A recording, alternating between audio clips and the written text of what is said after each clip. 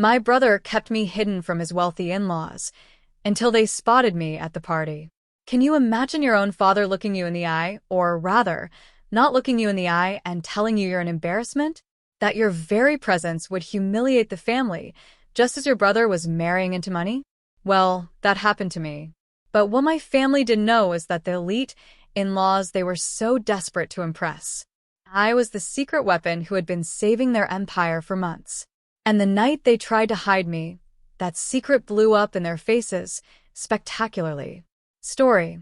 I'm Nora Bennett, I'm 30, and a few weeks ago, I was standing in my hallway, a half-empty coffee mug warming my hands, when I heard my dad's voice slice through the air from the living room. Sharp. Dismissive. Your brother's in-laws are elite, he stated, his tone leaving no room for argument. You'll humiliate us. Do you understand, Nora? Don't ruin this. It was a gut punch. He said it like I was a problem to be managed, a loose cannon, not his daughter. My brother, Ethan, had just gotten engaged to Leah, a millionaire heir straight out of a glossy magazine.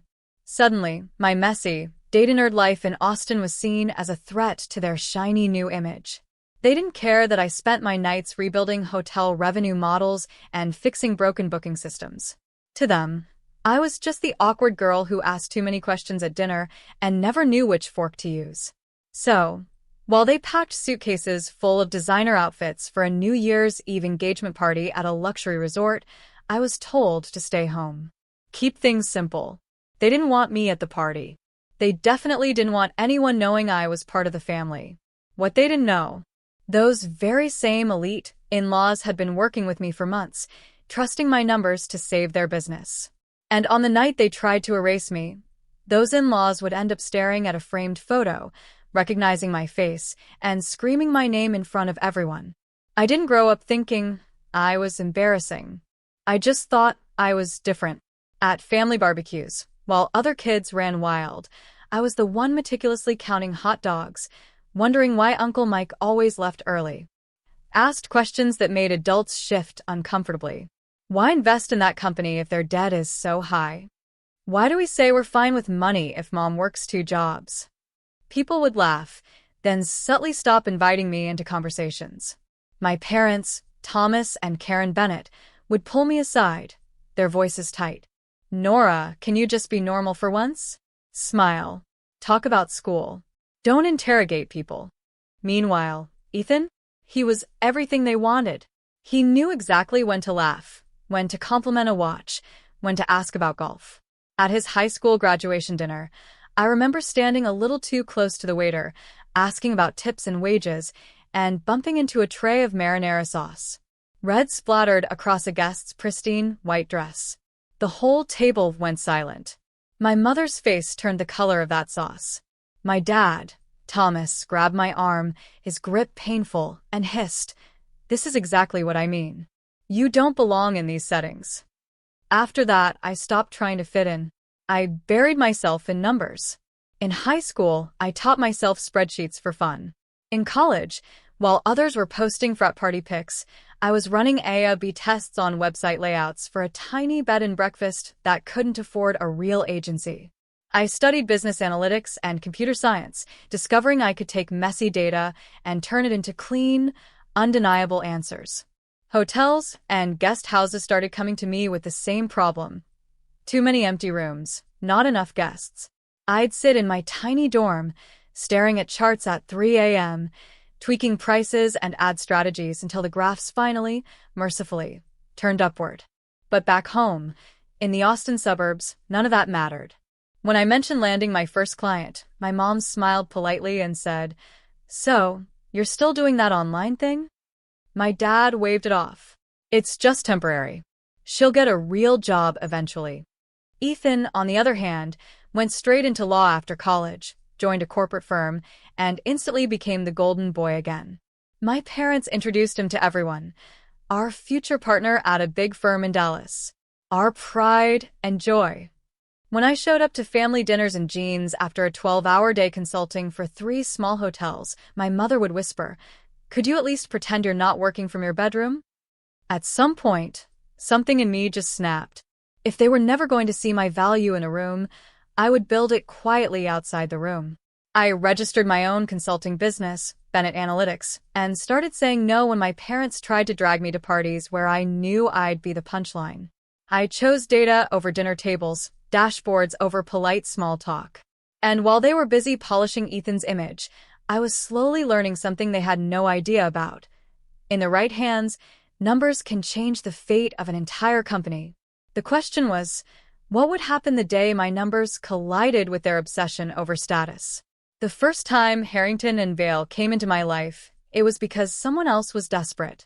I was in my apartment one sticky Austin afternoon, half asleep over a spreadsheet, when an email popped up. Urgent. Mid-size resort chain in trouble. Can you help? A small agency I'd freelanced for was panicking. Their clients' bookings had crashed post-pandemic. A luxury brand with big marketing budgets and even bigger expectations. They needed someone who could make sense of the mess, fast. That client was Harrington and Vale Resorts. A few hours later, my phone rang. "This is Graham Harrington," a voice said, measured but frayed at the edges. "We've been told you can pull numbers out of the fire." I sat up straighter. "No camera," he added quickly. "Our connection is awful. Let's just keep this on audio." That was fine by me. I liked not being seen. Over the next hour, he laid it all out. Flagship properties half empty, competitors eating their market share, their last agency burned through a 7-figure budget with nothing to show. "We need someone who actually understands data, not just pretty presentations," he said. "Can you dive into our systems, tell us what's broken, and fix it?" I should have been intimidated, but what I felt was something else entirely. Clarity. This was just a very large version of the same puzzle I'd been solving for years. Asked for access, booking systems, ad accounts, website analytics. Within days, I was combing through years of numbers, spotting patterns no one on their team had noticed. Their pricing was static in an insanely dynamic market. Their ads were targeting the wrong age groups in the wrong cities. Their website was bleeding potential guests at checkout because the mobile form was a nightmare. So I built a plan. We tested dynamic pricing tied to demand curves, shifting rates by tiny percentages based on seasonality and real-time searches. We shut off half their useless ad campaigns and rerouted the budget to high-intent search traffic and targeted social audiences. I mapped out packages for remote workers, staycation families, people who wanted long weekends within driving distance instead of international trips. It was riskier than the safe reports they were used to seeing. I told them that. Graham paused on the phone, then said, "If your numbers are right, we have nothing left to lose. Do it." For the first round of tests, I even put some of my own consulting fee on the line, structuring part of it as performance-based. If I failed, I'd make almost nothing. If it worked, we both would win. The first month, the graphs moved a little. The second month, they bent hard upward. Booking rates climbed, revenue followed, and even the board stopped breathing down Graham's neck. He called me late one evening, his voice lighter than I'd ever heard it. "You have no idea what you've done for us, Nora. Our team is putting together a case study wall at our main resort to celebrate the turnaround. We want your face on it, your name, everything." I laughed and told him I preferred to stay behind the scenes, but I sent over a professional headshot anyway, just in case they insisted. On the internal mock-up they emailed me, my photo sat there in a gold frame with the caption, "Data and Growth Strategist Nora Bennett." I closed the file before I could think too much about it. To me, it was just one more quiet win no one at home needed to know about. What I didn't realize then was that the same revived resort chain would soon host a glittering charity gala. And at that gala, my polished older brother, Ethan, would meet a woman named Leah Harrington, the millionaire heir my parents would fall in love with long before they ever accepted me. Ethan called me about 3 months after that first big turnaround for Harrington and Vale. His voice bright, in a way I recognized from every time he thought he was leveling up. "Hey, you free to grab coffee?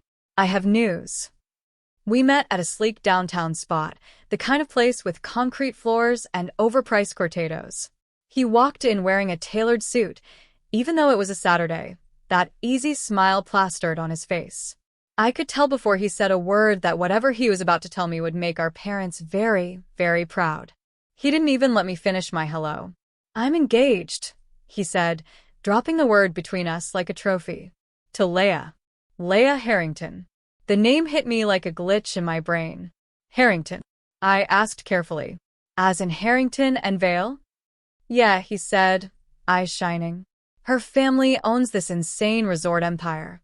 They host charity events and political fundraisers all the time. Dad is freaking out in a good way." I forced a smile. I had spent months inside that empire's numbers, saving them from collapse, but in Ethan's world, I was always 10 steps behind whatever image he was curating. "That's great," I said. "I'm happy for you." We talked for a while about the proposal, the ring, our parents' reactions. Of course, they were thrilled. This was the kind of connection they'd always dreamed of, the gilded doorway into the world they admired from magazines and TV. It wasn't until Ethan finished his story that his expression shifted, as if he'd been saving the uncomfortable part for last. "So, there's a New Year's Eve engagement party," he began, tracing the rim of his cup, his gaze avoiding mine. "It's at one of Leah's family resorts. It's going to be huge. Her parents are inviting donors, business partners, a couple of politicians. It's a big deal." I nodded, waiting for the part where he asked if I needed help booking flights or choosing a dress. Instead, he cleared his throat. "Look, Nora," he said, and my stomach went cold. "I think it's better if you sit this one out." I stared at him. "Sit it out? It's your engagement party." "It's a very particular crowd," he said slowly. "Leah's parents, their friends, they're used to a certain environment. You know how you get in those situations." "How I get?"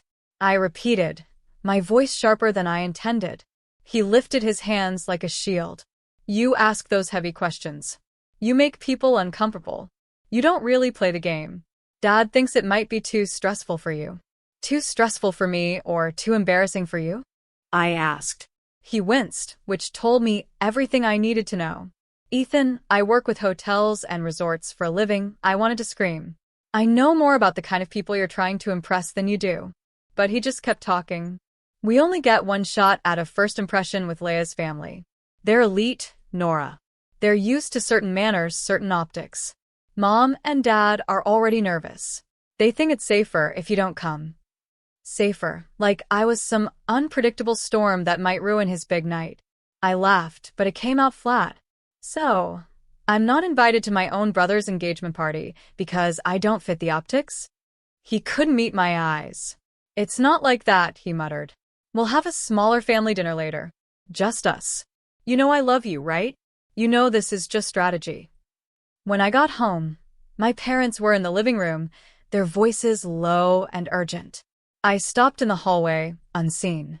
"Your brothers-in-laws are elite," Dad was saying again.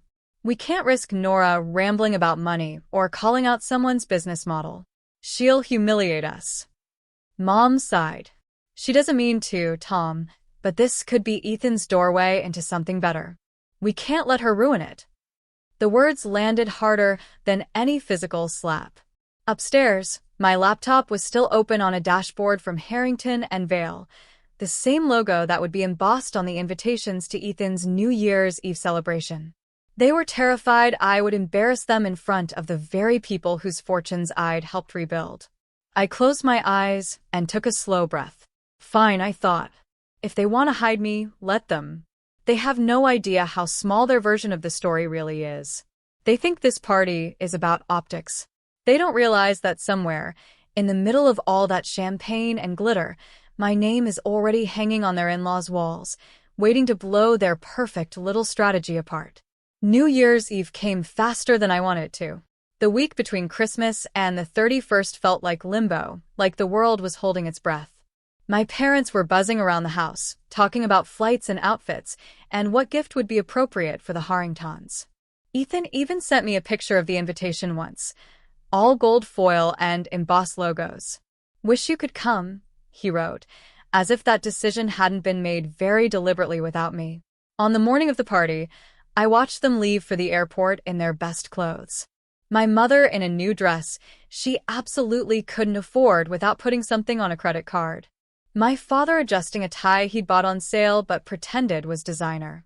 They waved, and I waved back from the doorway, the beautiful daughter who had been told to stay home for her own good. When the Uber pulled away, the house went quiet in a way that felt like a weight pressing on my chest. That night, Austin glittered with fireworks and rooftop parties, but I stayed in my apartment with takeout and my laptop open on the coffee table. I tried turning on a movie, but my phone kept lighting up. Photos from my mother of the resort lobby dripping in chandeliers. Videos from Ethan of Champagne Towers, a live band. Leia walking down a grand staircase in a silver gown like she'd stepped out of a magazine. In one clip, I could hear my dad in the background telling someone, "That's my son up there. He's marrying into the Harrington family." I stared at the screen until the images blurred. They were inside the world they had always worshipped, and they had done everything possible to make sure I was nowhere near it. So I closed the photos and opened a different window, the analytics dashboard for Harrington and Vail's year-end performance. Real-time booking numbers flickered across the screen. Rows of data reflecting reservations pouring into the very same brand my brother was celebrating with, while they smiled for pictures.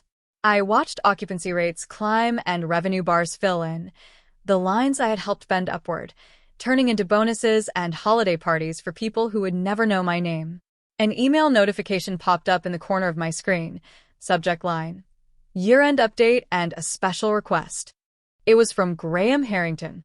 I clicked it open, half expecting a brief thank you and a spreadsheet.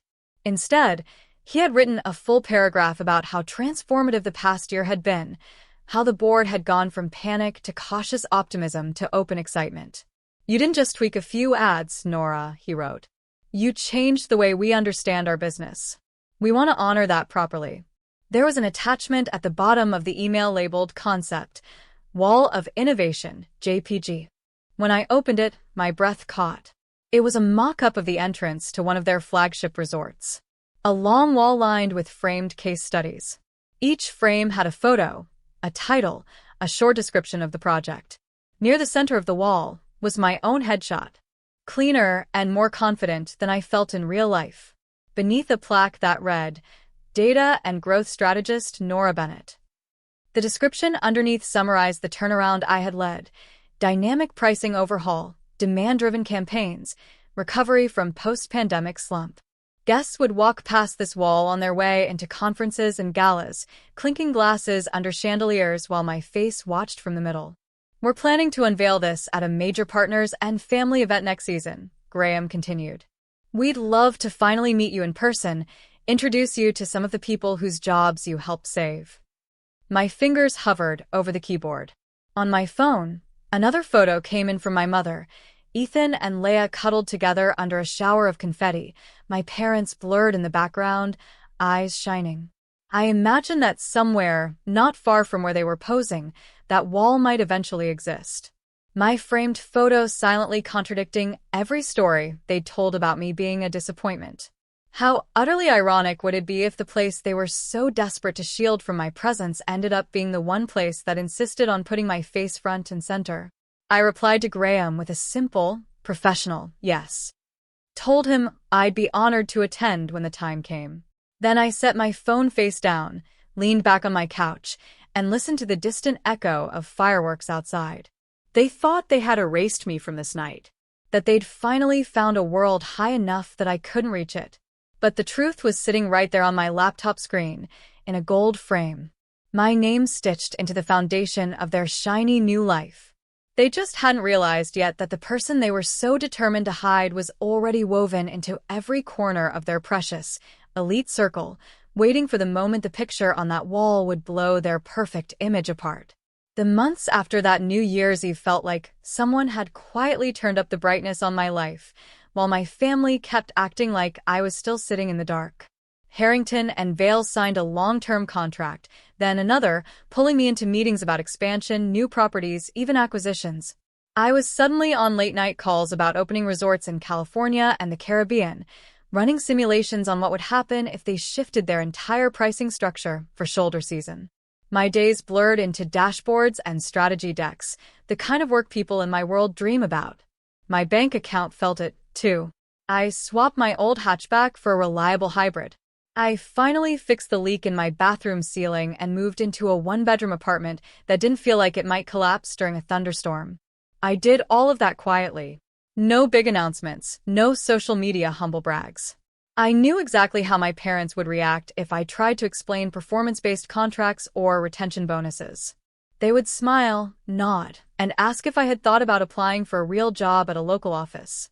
Meanwhile, Ethan's life looked like a highlight reel.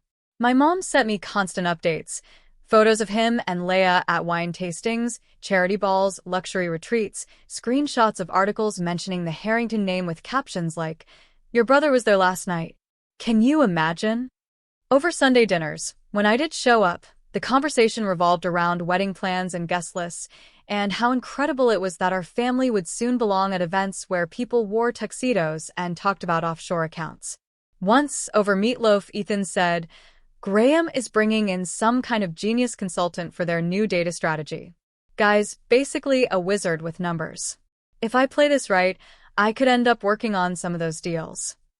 I took a slow sip of water to hide my reaction. Mom looked impressed.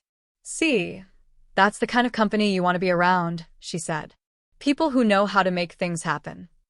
I wondered what she would say if I told her the so-called wizard had spent that morning arguing with Graham about whether we should cap occupancy during certain holidays to protect long-term brand value. And that wizard was me. But I didn't say anything. Let them talk about proximity to power. I was busy building it. One afternoon in early fall, an email came in from Graham's assistant that made me sit up straighter. "We're finalizing details for the Partners and Family Gala at our Miami flagship," she wrote. "It's both a celebration of this year's turnaround and an engagement gala for Miss Leia Harrington and Mr. Ethan Bennett. Graham and Celeste are especially excited to honor you that evening. They'd like you front and center when we unveil the Wall of Innovation." Attached was the official invitation, embossed and heavy even through the screen. My name was printed near the top of the guest list under a section labeled Strategic Partners. My brother's name sat lower, under Family of the Groom. For a second, I just stared. I hadn't heard from my parents yet about this event, but I could already imagine the conversation. They'd brag about being invited to an ultra-exclusive gala at Leia's favorite resort. They'd talk about how limited the guest list was, how only the right people were allowed in. And somewhere between the speeches and the champagne, they'd plan to quietly keep me out of the picture again. The difference this time was simple. The Harringtons were not inviting me as Ethan's awkward sister. They were inviting me as the person who had changed the trajectory of their business. I called Graham to confirm details, keeping my voice steady. He sounded genuinely excited. "We've been telling everyone about you," he said. "I can't wait to see their faces when they realize the person behind those numbers is real." I hung up, leaned back in my chair, and let the irony sink in. My family had spent an entire year trying to manage me out of their perfect narrative, convinced I would embarrass them in front of their elite in-laws. But at this party, in that glittering resort, there would be no hiding me. My face would be waiting for them the moment they walked through the door, framed in gold, my name etched in metal. They thought they were climbing into a world where I didn't belong. They were about to find out that world had been mine long before they ever stepped into it. The Harrington flagship in Miami looked exactly like the kind of place my parents fantasized about when they flipped through glossy magazines. Marble floors, towering palms and oversized planters, the kind of floral arrangements that probably cost more than my first car. The night of the gala, the air was warm and humming with money. Staff in crisp uniforms moved like choreography, guiding guests toward the grand ballroom. I arrived early as requested, not as Ethan's sister, but as one of the strategic partners. A coordinator handed me a badge with my name printed in clean black letters. Nora Bennett, Data and Growth Strategist. Seeing it made something twist in my chest. For once, my identity wasn't being minimized into "she does something online." Inside the foyer, the wall of innovation stretched along one side, just like the mock-up. Gold frames, soft lighting, each case study telling a piece of the company's survival story. My frame sat near the center. My photo, my name, my work. Graham and Celeste came over, all smiles and genuine warmth. They introduced me to board members, department heads, people whose livelihoods were tied to decisions I had helped shape. For the first hour, I forgot about my family entirely. I talked numbers and future plans and laughed at a CFO's joke about forecasting. I was in my element. Then I heard my mother's voice. It floated in from the lobby, high and nervous. "Oh, this place is wow. Ethan, look at that chandelier."